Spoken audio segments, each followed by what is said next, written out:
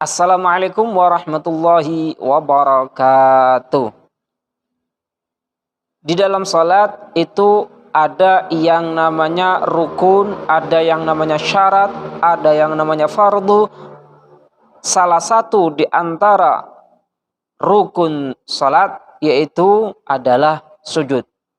Sujud sendiri mempunyai syarat supaya sujud itu menjadi sah.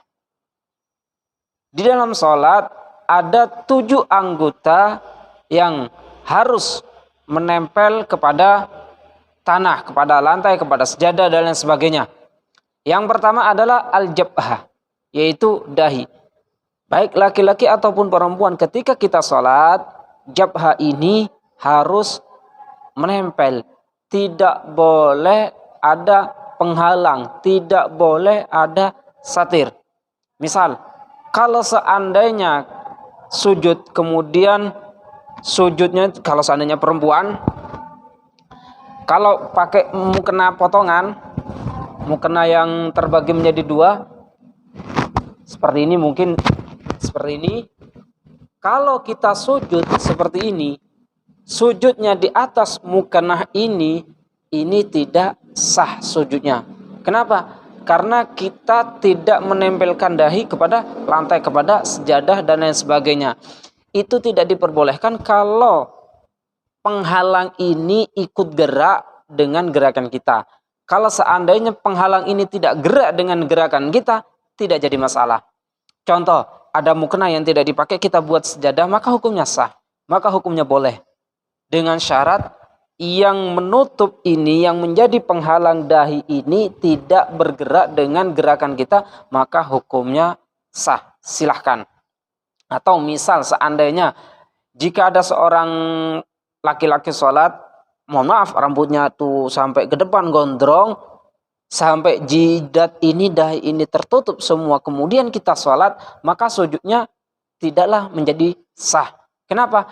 Karena jidat atau dahi ini terhalang oleh rambut yang ada di situ. Maka ketika kita sholat, pastikan dahi ini bebas daripada penghalang. Itu yang pertama adalah dahi. Yang kedua, wabutunul kafain, wabutunul kafain, yaitu telapak tangan. Ini harus nempel juga kepada lantai, seperti ini ya. Namun di sini tidak disyaratkan harus terbuka, tidak. Meskipun seandainya kita pakai kaos tangan, tidak masalah. Yang wajib terbuka itu hanya dahi. Kemudian yang berikutnya rukbatan, yaitu lutut. Lutut sudah mafhum. Insya Allah kalau kita sujud, lutut sudah menempel ke lantai. Kemudian yang terakhir yaitu butunul asabi rijlain, yaitu jari kaki itu harus nempel. Banyak di antara masyarakat, di antara orang-orang itu ketika sujud kaki diangkat. Kakinya itu, mohon maaf, seandainya dia sholat, ini posisi kaki itu seperti ini, tidak seperti ini. Nah, kalau yang seperti ini tidak nempel kepada tanah, butunul aswabi, kakinya ini, maka sujudnya tidaklah menjadi sah. Jadi anggota sujud itu ada 7. Yang pertama dahi. Dahi tidak boleh ada penghalang ketika kita sujud. Yang kedua yaitu telapak tangan. Kedua, ketiga telapak tangan. Keempat dan kelima yaitu lutut. Dan keenam dan ketujuh itu adalah jari kaki, perut jari kaki.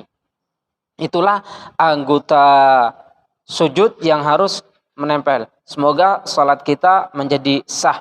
Amin amin ya rabbal alamin. Hadza minni. Assalamualaikum warahmatullahi wabarakatuh.